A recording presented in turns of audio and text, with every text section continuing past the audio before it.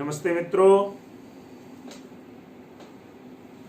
स्वाध्याय से जीवन में बहुत बड़ी शक्तियां प्राप्त होती हैं। जब हम दिन भर अनेक प्रकार के कार्यों को करके अनेक प्रकार की समस्याओं से जूझ करके संघर्ष करके हमें लगता है कि हमारा जीवन अब शिथिल पड़ रहा है, जब जीवन में निराशा छाए, उस समय अगर एक वेद मंत्र का चिंतन हमें मिल जाए जो हमें वास्तव में विचारों की ताकत दे दे, तो इससे बढ़कर के कोई प्रभु कृपा जीवन में हो नहीं सकती है। आप सबके साथ जुड़ करके मेरा प्रयास रहता है कि प्रतिदिन आपको मैं एक वेद मंत्र आपके समक्ष प्रस्तुत करूं, जिसके द्वारा जीवन में जो निराशा है वो दूर होके आशा की पवित्र किरणों के प्रकाश के द्वारा आपका मेरा जीवन ज्योतिर्मय हो जाए। आज वैदिक विनय का स्वाध्याय क्या कहता है? 7वां मंत्र है, प्रभु कृपा द्वारा द्वेष सागर से पार होना। ऋग्वेद और अथर्ववेद का ये मंत्र है।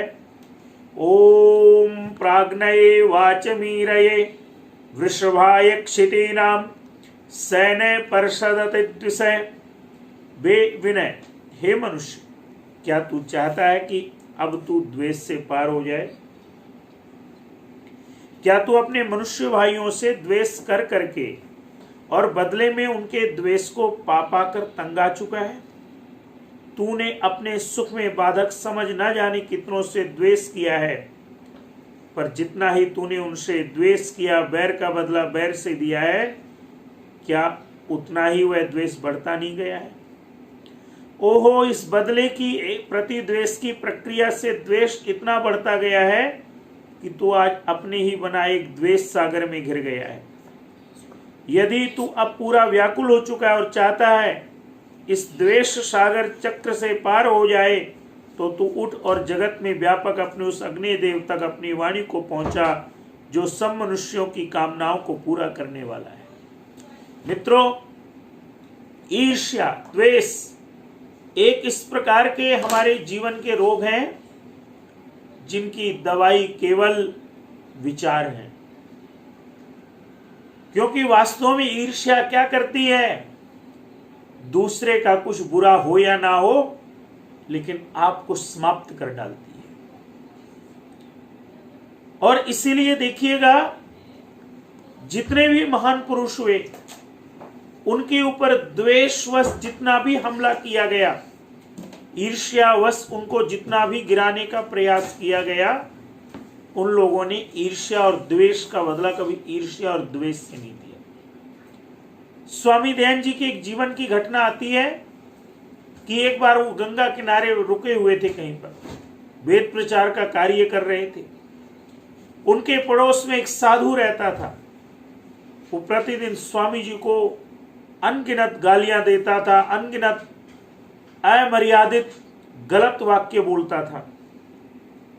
एक दिन क्या हुआ, स्वामी जी का कोई भक्त एक बड़ा फलों का टोकरा स्वामी जी के अर्पण करने के लिए लाए, उनको भेंट करने के लिए लाए। स्वामी जी ने उन फलों के लिए उस शिष्य को कहा कि आप एक काम कीजिए, मेरे पड़ोस में एक साधु है, उसको आप ये फल दे के आइए। शिष्य समझा नहीं, क्योंकि शिष्य जानता था कि ये जो साधु है, ये प्रतिदिन स्वामी जी के साथ अपमानजनक बुरा व्यवहार करता है।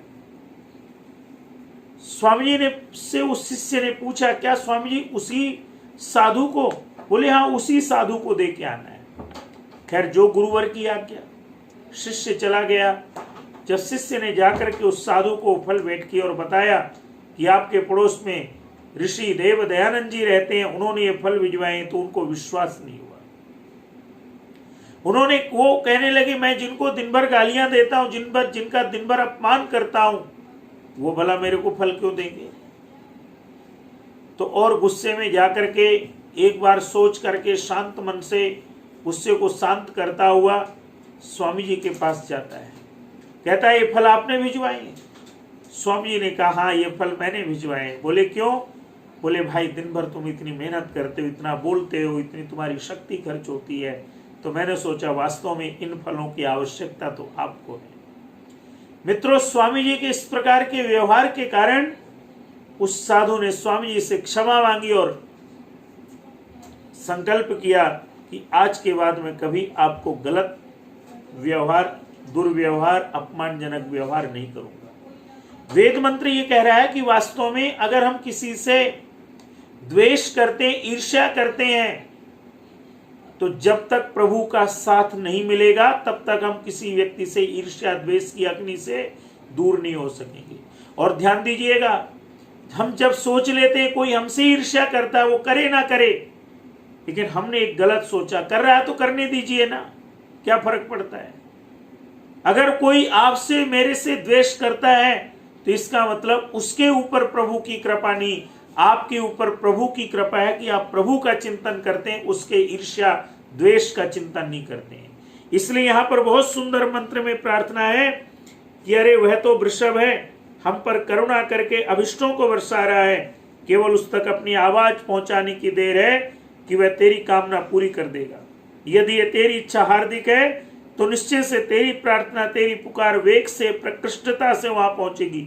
यदि वाणी की प्रकृष्टता से प्रेरित करने का हमें सामर्थ्य हो तो प्रार्थना की वाणी उस अग्निदेव को पहुंचकर उससे क्या नहीं करा सकती, किस कामना की पूर्ति नहीं करा सकती। हमारी कामना को पूरा करने की सामर्थ्य उसी में है, केवल उसी में है। वही हमें द्वेष सागर से पार करेगा। इसलिए तू अपने सुख में बाधक समझकर अब किसी से द्वेष न कर। हम प्रार्थना करते हैं कि हम ये ना समझे किसी ने हमारे सुख को रोका है, किसी ने हमारे कार्य को रोका है, किसी ने हमारी उन्नति को रोका है। कहते ये समझ के अब किसी से द्वेष न करें, किंतु सुख के बरसाने वाले उस प्रभु से प्रार्थना कर और फिर देख कि द्वेष कहाँ है। प्रार्थना द्वारा उस प्रभु के सम्मुख पहुंचते ही सब द्वेष समाप्त हो जाएगा। मित्रों, जीवन में अगर ये वेद मंत्र आपके मेरे सार्थक हो जाए तो सोच लीजिएगा प्रभु की वो अद्भुत कृपा हमें मिल गई, जिस कृपा के द्वारा हमेशा हृदय में भी प्रसन्नता रहेगी और चेहरे में मुस्कान रहेगी और जीवन यूं ही बड़ी हंसी खुशी से बीत जाएगा। क्योंकि वास्तव में अगर आप वैज्ञानिकों से मिलेंगे जो मनुष्यत्व के विकास के लिए कार्य कर रहे हैं, तो वो बताएंगे कि जब हम ईर्ष्या करते हैं, द्वेष करते हैं, क्रोध करते हैं, किसी के लिए बुरा सोचते हैं, तो उस समय हमारे अंदर कितने सारे ब्लड सेल्स नष्ट हो जाते हैं, रक्त के कण दूषित हो जाते हैं। उन रक्त कणों के दूषित होने से हम अनेक प्रकार की बीमारियों के शिकार हो जाते हैं। हमारा रोग प्रतिरोधक तंत्र जो है वो जो उत्तम उच्च क्षमता वाला होता है वो कमजोर होना शुरू होता है। इसलिए आइए मित्रों, वेद के मार्ग पर चलें, सबसे प्यार करें, सबसे स्नेह करें और ऋषि दयानंद जी के बताए वेद के पथ पे चल के अपने जीवन को सुंदर बनाएं। आप सभी इस मंत्र का विचार करेंगे, चिंतन करेंगे और जीवन में आने वाली कठिनाइयों में शायद आपको ये कुछ सहायता करे। धन्यवाद। नमस्ते जी।